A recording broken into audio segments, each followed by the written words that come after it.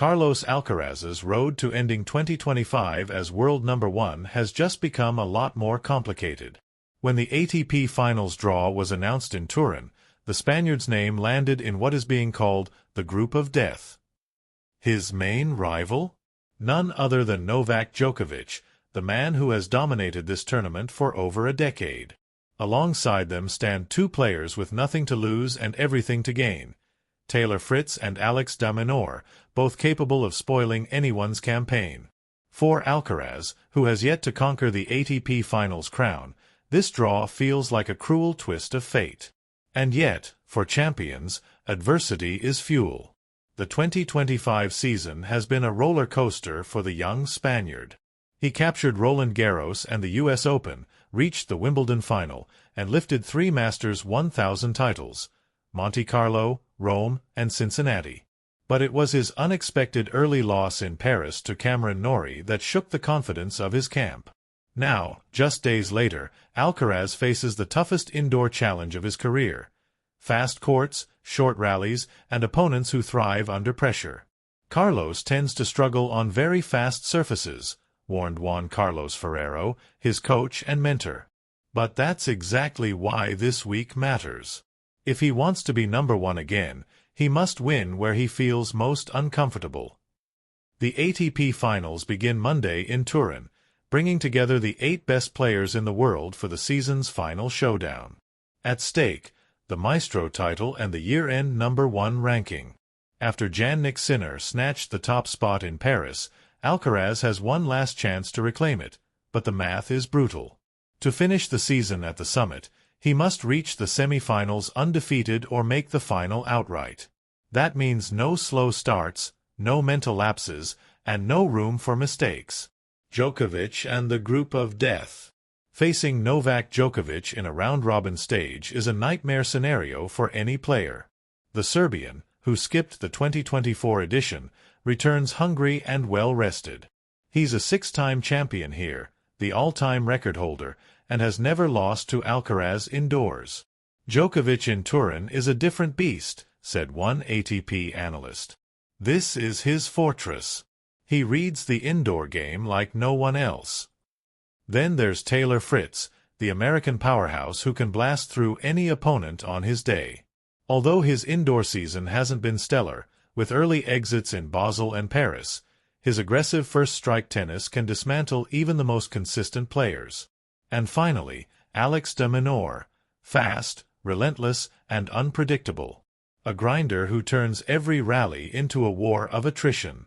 While he's yet to beat Alcaraz, he's pushed him to the limit on multiple occasions. Every point in this group will matter. Every match could decide the year-end number 1. For Alcaraz, this isn't just about rankings, it's about proving he can adapt. The fast indoor conditions in Turin neutralize his topspin-heavy game and demand precision under pressure. The Spaniard's natural creativity will need to meet Ferrero's discipline. While Alcaraz braces for battle, Jannik Sinner's group looks far friendlier. Luck, it seems, continues to favor the Italian.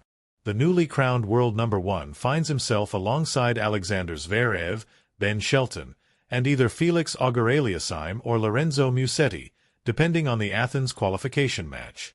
On paper, it's a smoother ride. Zverev remains dangerous but inconsistent in high-stakes matches, a weakness Sinner exposed mercilessly in Paris.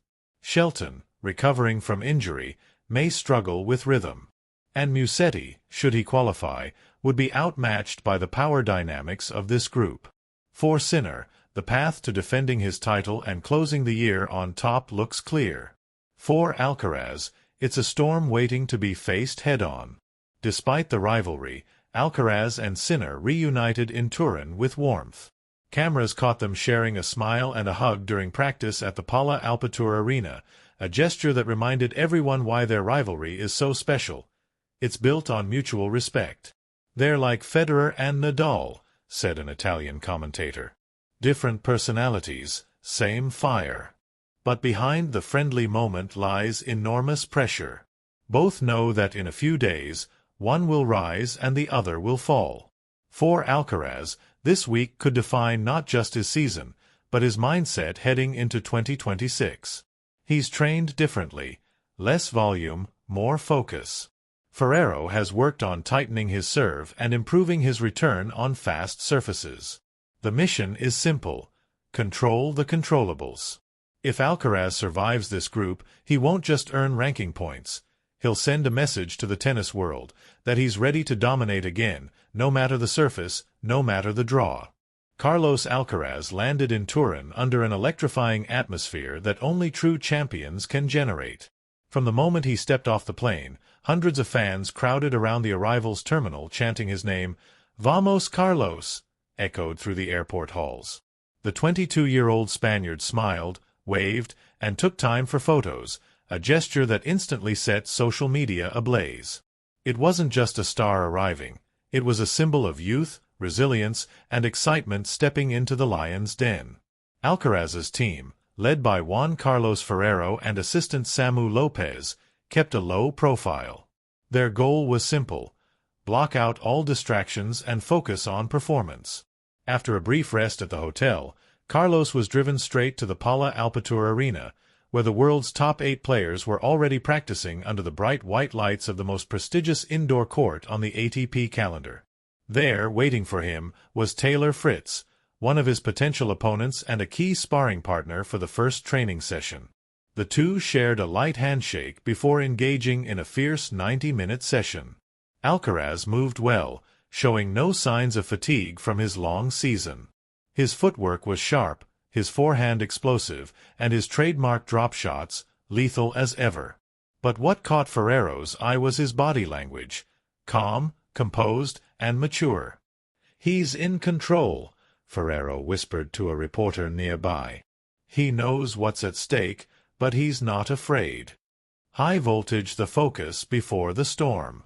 The ATP Finals are unlike any other tournament. The crowd, the format, the prestige. It's a psychological test as much as a physical one. Every match counts, and even small mistakes can destroy momentum. Ferrero reminded Alcaraz of that during a team meeting the night before training began. "Carlos, here there's no second chance. You can't wait to find your rhythm. You start ready, or you're out." Alcaraz nodded, listening intently. His respect for Ferrero runs deep. Their bond resembles that of a father and son. The coach's experience as a former world number 1 gives him a unique perspective on what it takes to handle the pressure of expectations. The Spaniard's preparation has been methodical. After his early loss in Paris, Ferrero changed the plan. Fewer media appearances, less travel, more recovery, and deeper focus on indoor conditions. They've been working specifically on shortening rallies, improving serve placement, and using flat, aggressive returns to counter the quick indoor bounce. "Fast surfaces are not about beauty, they're about precision," Ferrero told the ATP cameras. "Carlos has to play smart, not flashy." Italy. Turin welcomes the future. Outside the court, the buzz in Turin is overwhelming. Banners of Sinner, Alcaraz, and Djokovic line the streets. Fans from across Europe have traveled to witness what many call the new golden era of men's tennis. In Italian newspapers, headlines debate whether Sinner can defend his crown or if Alcaraz will reclaim his throne. The rivalry between the two has transcended borders: Spain versus Italy, fire versus ice, emotion versus calculation. Even Italian fans, usually fiercely loyal to their own, applauded when Alcaraz entered the arena for his first training session. "He's special," said one young fan wearing a Sinner jersey. "You can't hate Carlos. He plays with heart." The moment he struck his first serve, a thunderous "Vamos" echoed through the stands. But behind the charm lies determination.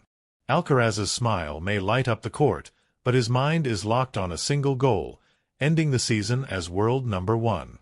Brain a battle of minds, not just rackets. The psychological element looms large. Sinner, now back at number 1, seems calm, untouchable, and at peace with his form. Alcaraz, however, carries the weight of expectation, from fans, from Spain, and from himself. Ferrero has introduced mental conditioning routines before every session. controlled breathing between points, visualizing pressure scenarios, rehearsing tactical adjustments for tie breaks. Carlos is a warrior, Ferrero said. But warriors also need clarity. During breaks, Alcaraz and his coaches analyze footage of his past matches against Djokovic, especially those on fast surfaces. They look for micro-patterns, how Novak changes direction early, how he anticipates drop shots, how he uses body serves to break rhythm. The mission is clear: learn from every loss. Fire the rivalry reignited. Meanwhile, in another corner of Turin, Sinner's group began their own practices. Reporters tried to stir tension, asking both players about their upcoming clash. Sinner responded with a smile. Carlos is a great player and a great person. If we meet again, it will be an amazing match, like always. Alcaraz, when asked the same, simply said, "I respect Jannik, but I'm here to win." It's not arrogance, it's conviction. The countdown to Monday's opening match has begun. Every camera lens, every journalist, every fan is watching. The stage is set for another chapter in a rivalry that defines this generation. Sunday evening in Turin feels like the calm before a storm. The air is crisp, the streets glow with banners of tennis legends, and the Pala Alpitour Arena stands as a cathedral awaiting its faithful.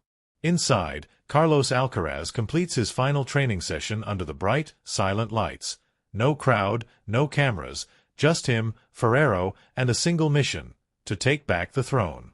The Spanish prodigy looks sharper than he has in weeks. His forehand explodes through the court, his backhand slices with precision, and his serve, once a liability indoors, has become his new weapon. But this isn't just about strokes or tactics. It's about emotion, control, and belief. Ferrero watches quietly from courtside, arms crossed, his expression unreadable. When Carlos finally sits down for a break, the coach approaches and places a hand on his shoulder. "Remember, Carlos, pressure is a privilege. If you feel it, it means you matter." Those words seem to linger in the air. Because tomorrow, everything will matter: every serve, every rally, every decision. Crossed swords, the group of death. The ATP Finals draw has not been kind to Alcaraz. He'll face Novak Djokovic, Taylor Fritz, and Alex de Minaur, a brutal combination of experience, power, and relentless defense. When asked about the challenge, Carlos didn't flinch. "If you want to be the best, you have to beat the best. There's no other way." The Spanish press has already called it the group of death, while Italian media focuses on Sinner's supposedly easier path. For many, this draw could decide the year-end ranking before the semi-finals even begin. Still, Alcaraz thrives in adversity. In 2022, he rose to number 1 as a teenager against impossible odds. In 2023, he conquered Wimbledon against the greatest of all time. In 2025, he arrives in Turin ready to prove that resilience isn't just his talent, it's his identity. Puzzle piece behind the scenes: Ferrero's plan. Juan Carlos Ferrero has always been more strategist than cheerleader. This time, his approach is surgical. He's divided Carlos's preparation into 3 layers. Physical control: short, intense bursts instead of long sessions. The goal: conserve energy for tie-breaks and late-night matches. Tactical adjustment: more variation in serve direction, especially to Djokovic's body, and attacking early to avoid baseline traps. Mental reset: guided meditation and visualization before sleep, to mentally rehearse each match scenario. Carlos has to simplify, Ferrero told a Spanish journalist from Marca. On this surface, simplicity wins. He doesn't need fireworks, just conviction. Even his sparring partners have been carefully selected. Alcaraz trained with Fritz for rhythm, practiced returns with a lefty to simulate Zverev, and faced his own coaches in practice tie-breaks to mimic pressure points. In his final drill, Ferrero had him serve at match-point scenarios, 5 times in a row. Carlos hit 4 aces. On the fifth, he smiled, tossed the ball, and hit a clean winner down the tee. Ferrero clapped once. "Now you're ready," he said. Globe showing Europe-Africa a global rivalry. Alcaraz versus Sinner. Meanwhile, on the other side of the draw, Jannik Sinner continues to project calm confidence. The Italian superstar has become a national hero after skipping the Davis Cup to protect his fitness, a decision that divided opinion but reaffirmed his commitment to longevity. In contrast, Alcaraz has carried the full weight of Spain's tennis expectations, the legacy of Nadal, the pressure of leadership, the constant comparisons. When asked about Sinner's current dominance, Carlos smiled diplomatically. "He's earned everything he has. But tennis isn't about today, it's about who keeps growing. And I'm still growing." Those words captured the spirit of this new rivalry, not animosity, but evolution. Every time they meet, the sport moves forward. Turin may decide the symbolic power balance for 2026. If Sinner defends his crown, Italy will celebrate a new empire. If Alcaraz reclaims number one, it will mark the resurgence of a warrior ready to reign again. Moneybag, the financial milestone. Beyond rankings and rivalries, Alcaraz's 2025 season has been a financial and professional milestone. With wins in Roland Garros, U.S. Open, and 3 Masters 1000 titles **, Monte Carlo, Rome, Cincinnati, **, he's earned more than $12 million in prize money this year. But it's not the money that drives him, it's legacy. His bonuses from the ATP's Masters and 500 circuits place him ahead of every other player, including Sinner and Djokovic. Yet, when asked about it, his response was simple. "The only number I care about is the one next to my name, the ranking." That single-minded focus has always defined him. Hourglass not done countdown to battle. As midnight approaches in Turin, Alcaraz leaves the arena. Outside, a crowd of fans waits in the cold, waving Spanish flags and holding banners that read "Vamos Carlos" and "El número uno regresa." Before stepping into the car, he pauses, signs a few autographs, and looks up at the arena one last time. He knows that inside those walls, history awaits. Tomorrow, the fight for the year-end world number one begins. And whether he wins or falls, one truth remains. Carlos Alcaraz never runs from the storm. He becomes it.